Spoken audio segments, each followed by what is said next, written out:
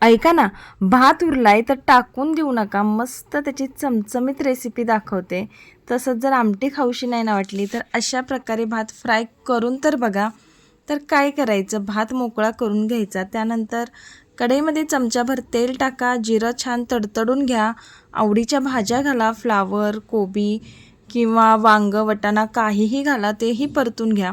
त्यानंतर लाल तिखट, मीठ, तुम्ही यामध्ये बिर्याणी मसाला टाकू शकता किंवा धना पावडर, जिरा पावडर काय आवडते ते सगळे कोरडे मसाले घाला, परतून घ्या. त्यानंतर भात घाला आणि थोडीशी हिरवीगार मस्त कोथिंबीर घाला, आलटून पलटून घ्या. भात मस्त फ्राय करून घ्या. एक नंबर भात लागतो. तर अशा प्रकारे भात नक्की करून बघा आणि रेसिपी कशी वाटली प्लीज कमेंटमध्ये कळवत जावा. तुमचे रिप्लाय येऊ द्यात.